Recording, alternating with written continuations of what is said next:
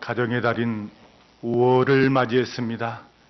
우리 옆에 계신 성도님들하고 우리는 하나님의 가족입니다. 서로 인사를 나누시기 바랍니다. 우리는 하나님의 가족입니다.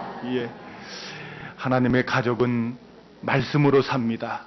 하나님의 은혜로 살고 하나님의 사랑으로 살고 우리의 주어진 가정과 우리의 자녀들의 삶을 하나님을 경외하며 살아가도록 하는 것이 바로 하나님의 가족입니다. 특별히 5월은 우리나라가 또 온 인류가 가정의 달로 삼고 저들의 삶을 하나님 앞에 살아가고 있습니다. 태초에 하나님께서 축복의 두 기둥을 주셨습니다. 그 첫째 기둥은 교회고 둘째 기둥은 가정입니다. 하나님께서 모든 피조물을 창조한 이래로 생육하고 번성하며 땅에 충만하라, 땅을 정복하고 땅을 가꾸라고 하는 하나님의 복과 이 명령은 바로 가정과 교회에게 주신 사명이요 하나님의 은총인 줄 믿으시기 바랍니다. 사실 교회도 가정에서 출발을 했습니다. 아담과 하와를 한 가정의 기둥으로 세워주신 하나님께서 이 가정 공동체를 통해 하나님을 섬기게 했습니다. 또 태초의 교회는 바로 아담과 하와를 통해 이룬 가정교회입니다. 또 예수님의 사역도 가정 중심적인 사역이었다고 말할 수 있습니다. 주 예수를 믿으라. 그리하면 너와 내 집이 구원을 얻을 것이니라. 한 생명이 구원받은 생명이 되어서 그 집으로 들어가면 그로 인해서 가정 전체가 구원되어지는 이 놀라운 역사가 기독교 역사 가운데 얼마나 많이 있는지 모릅니다. 우리 또한 이 같은 하나님의 귀한 은혜 때문에 한 생명이 하나님의 구원함을 받고 그 가정의 기둥이 되어져 우리의 온 자녀들이 믿음의 자녀들이 된 줄로 믿습니다. 바울이 세운 초대 교회 공동체도 가정에서 시작되었습니다. 유럽의 첫 번째 교회라고 할 수 있는 이 빌립보 교회는 사도 바울이 선교를 할 때 루디아라고 하는 이 옥감 장수에게 복음을 전하자 그가 예수 그리스도를 영접했습니다. 그리고 온 가정을 구원시키며 그 가정 속에서 교회가 시작되었습니다. 이것이 빌립보 교회의 모체가 되었습니다. 하나님께서 이 가정은 우리 인간에게 주신 가장 귀한 소중한 축복의 통로인 줄 믿으시기 바랍니다. 21세기가 시작되면서 온 인류의 해체주의가 유행병처럼 번지고 있습니다. 이혼율이 증가하고 독신주의가 증가하고 별거 문화가 증가하고 독방 문화가 증가하고 자살이 크게 증가되고 있습니다. 바로 이것은 인간의 삶을 해체하는 이 사탄의 이 권세 아래 있는 그러한 영향력들입니다. 그래서 하나님이 창조하신 이 모든 인류를 해체시키려고 하는 이러한 사탄의 관계가 오늘도 이 역사 속에 얼마나 많이 일어나고 있는지 모릅니다. 가정이 깨어지고 가정이 해체되어지고 가정이 파괴되어지고 탈선하는 그러한 우범자들이 얼마나 많이 생기는지 모릅니다. 이런 시대를 살아가는 우리의 성도들의 가정에 밝은 미래와 희망을 주는 하나님의 은혜가 넘치기를 주의 이름으로 축원합니다. 지난 주간에 나온 두라노 서원에서 나온 빛과 소금이라고 하는 이 잡지에 이어령 교수가 가족이라고 하는 이 내용을 그 주제로 한 글을 썼습니다. 근데 이 가족에 대한 이 한차풀이를 그분이 하고 있는 것을 봤는데요. 참 아주 흥미롭고 재미있더라고요. 가정이나 가족을 한자로 쓸 때에 집가자를 씁니다. 근데 이 집가자를 가만 보면 지붕 밑에 돼지 시자가 써 있어요.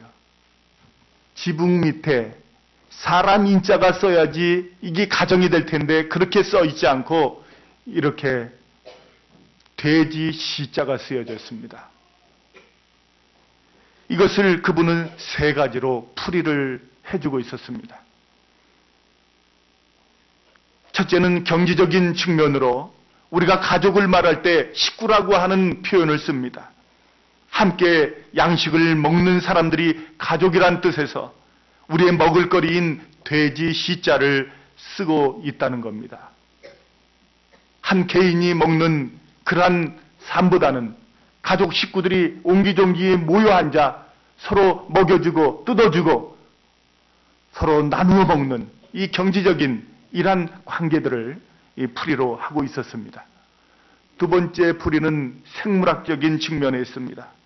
돼지가 번식을 잘하는 동물이기 때문에 우리가 가족을 이루는 그 이유는 아이들을 낳아서 잘 키우는 데 목적이 있습니다. 종족을 번식시키는 이러한 의미에서 돼지 시자를 사용하고 있다는 겁니다. 근데 이 두 가지는 다 하나의 설이라는 겁니다. 가장 중요한 것은 세 번째인데 여기는 종교적인 의미가 있다는 겁니다.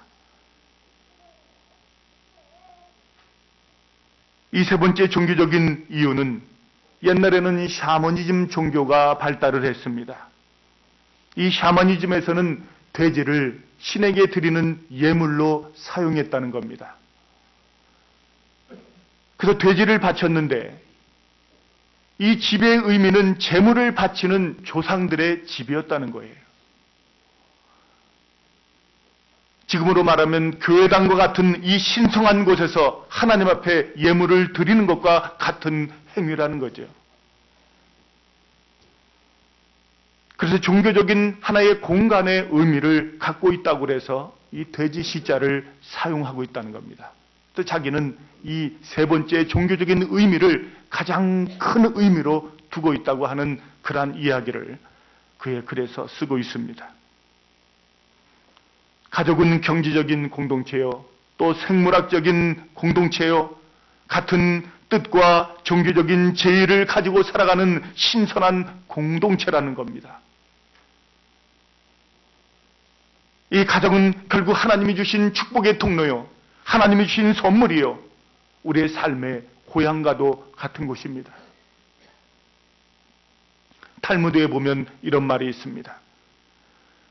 어리석은 부모는 자식에게 재산밖에 남겨줄 줄 모르지만 지혜로운 부모는 자식에게 신앙을 유산으로 남겨준다. 얼마나 귀한 교훈인지 모릅니다. 신앙을 남겨주되 초라한 신앙을 남겨주는 것이 아니라 훌륭한 신앙을, 좋은 신앙을 남겨주어야 합니다. 이 신앙의 유산이 어디서 오는 겁니까? 부모로부터 오는 겁니다. 오늘 본문에는 하나님이 성을 지켜주시지 아니하면 파수꾼의 그 모든 경성함도 허사일 수밖에 없다고 말씀을 하고 있습니다. 하나님이 성을 지켜주셔야 성과 같은 가정이 평안을 누리고 그 안에 평안하게 잠도 자고 또 일찍 일어나서 일도 하고 곡식을 얻고 생명을 유지하며 살아간다는 것이지요. 자녀를 낳고 기르는 이 양육하는 것도 하나님이 지켜주셔야 되는 겁니다. 오늘 본문 3절과 4절에서는 보라, 자식들은 여호와의 기업이요 대열매는 그의 상급이라고 했습니다. 젊은 자의 자식은 장사의 수중의 화살과 같다고 말씀을 하고 있습니다. 이 말씀을 보면 자녀를 크게 세 가지로 말씀하고 있습니다. 자식은 여호와께서 주신 기업이다. 자녀는 하나님이 주신 상급이다. 자녀는 장사의 수중에 있는 화살과 같은 것이다. 이 첫 번째와 두 번째는 이해가 됩니다. 여호와께서 주신 기업이요, 하나님께서 주신 상급인 것은 저희가 이해가 됩니다. 그런데 장사의 수중에 있는 이 화살과 같다고 하는 이 말이 잘 이해가 되질 않습니다. 오늘 본문에는 자식을 장사의 수중에 있는 화살이라고 말씀을 하고 있습니다.